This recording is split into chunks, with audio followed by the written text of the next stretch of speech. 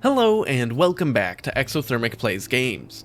As I do on this channel, I've got another game to add to my necessarily silly and pointless rankings, and I'm pretty excited to talk about Little Kitty Big City today.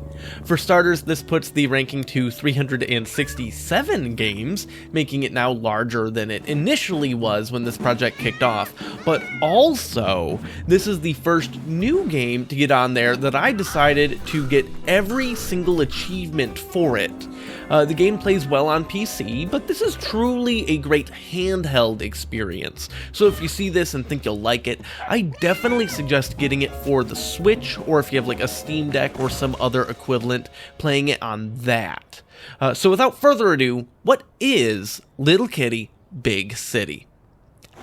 It is, without a shadow of a doubt, one of the cutest things I have ever experienced in my life. And it's an okay game. You play as a nameless cat who was simply going about their luxurious, child-free penthouse apartment life when they were frightened and fell all the way down to the ground. Oh no, the premise of the game here is pretty simple. You need to get home, but how do you get all the way back up there? Well, it won't be easy, and you're going to need help from some friends you meet on the mean streets of Tokyo. Oh, wait, no, wait. I think I'm starting to describe the wrong game. Yep, I've got my wires crossed. I'm covering Stray at a later date. Did I mean mean streets? No. I mean the safest, most welcoming environment imaginable. The people are, at least on average, kind. The other animals are actually cooperative and eager to help you on your journey whilst going through their own, and most importantly, there's loads of little doodads to collect, and by doodads, I mean hats.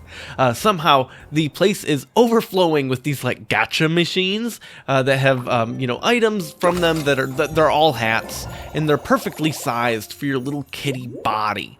You can wear a tomato or a hard hat or a wizard hat, or really just all sorts of things that are also incredibly cute. And while you're being all cute and stuff, you can do little emotes and poses, or find a nice little sunspot for a great big kitty nap.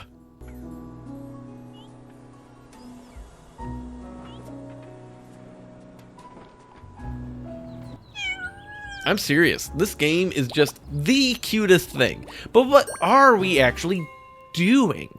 Well, in order to get home, you need to increase your climbing abilities, and that means you'll need fish.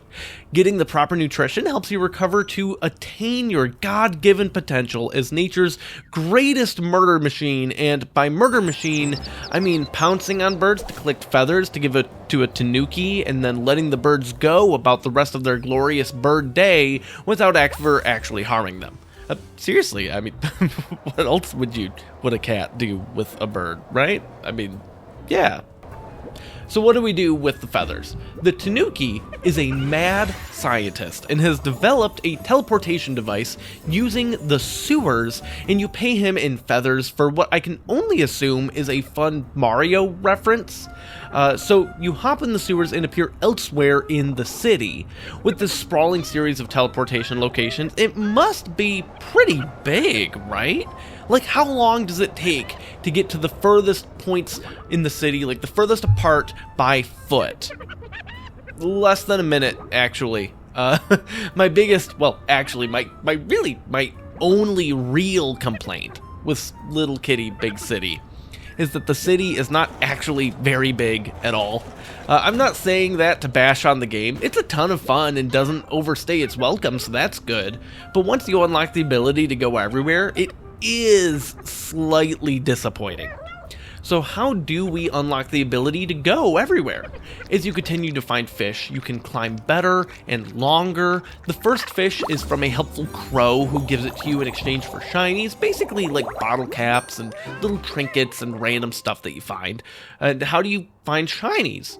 Well, sometimes you just find them on the ground and you pick them up. Sometimes there are trash cans you can rummage through, but most of the time, you get them from being a responsible citizen. See a pop can?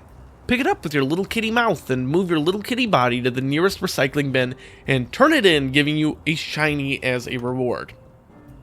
Need to do more recycling? Well, that's easy. You can just run head first and add a vending machine, and you'll get a can or two to turn in. Beyond the initial fish that opens up the world to you, you can keep giving these shinies to the crow because they've got the entrepreneurial spirit. In exchange from these little gacha dispensers that the crow pays the money for you, you receive even more hats. And that's actually, that's kind of the game. You're a cute little kitty running around, exploring, especially once you get the ability to climb, as there's a ton of nooks and crannies to check out and vines to scale as you gather up more fish from people, and by from, I mean straight up steal it. You're a thief. A felon, actually. You're not a model citizen at all. You're a menace. See people walking by with their faces shoved in their phones? Well, you can swipe at their feet and watch them fall literally on their face and laugh at them, and then steal their phone and drop it in a porta potty for an achievement. The people, though, they still love you, because how could they not? Well, not the people you tripped, but people you haven't tripped. They'll take pictures of you, they'll want cuddles from you, they'll kick a ball around with you. It's great, all of the little interactions, but not as great as the interactions with the other animals. I love the subplot with a chameleon that thinks he's turning invisible with perfect camouflage, but is perplexed that you can see him. I love the crow, the cat mayor. There's a thing with this duck that has their little ducklings that got lost, and you have to find them, and they're all really adorable and super distracted, and just little puzzles that you do. And all of the other friends you make in your journey are terrific as well. So how far do all of these super cute little things carry the game in my rankings? Well, it's certainly in the top half, but not that much into it. Little Kitty Big City is my new 161st favorite game. It's wedged between Final Fantasy V and Rogue Legacy. Some other nearby titles include Kirby Air Ride, the first Super Mario Bros., Street Fighter II, and Halo Reach, so it's with some great company. I've talked a lot about all of the cute things you do, but the game is really just oozing atmosphere that you get to soak in, and all of these cozy times. The music is this light jazz, primarily made up of piano and a little bit of a drum kit, and the sheer joy of discovery as you work through each of the puzzles for all of the little collectibles and unlocks you can find, and like the little ducklings, while soaking in just a beautifully walkable urban environment. It's just so relaxing. The most exciting moment to me, however, was when I finally reach the apartment I started at again, and the kitty's human shows up to give them a collar with their name on it, and you get to finally name this cat. Of course, we have a black cat in our house, and he looks just like this little kitty. And while he doesn't wear it as much because he's entirely an indoor cat, he does have a collar, and his collar is also red, just like this one. So of course, I named the little guy Michael, just like our little ball of fur and sass. But if you've been eager to see more rankings, then don't worry, I've got more coming. And you can join me again in a couple of days for a game that many people have called a transformative experience and the greatest game they've ever played. I guess we'll see if it holds up, but until then, I'm heading out, and I hope you have a great rest of your day. Goodbye.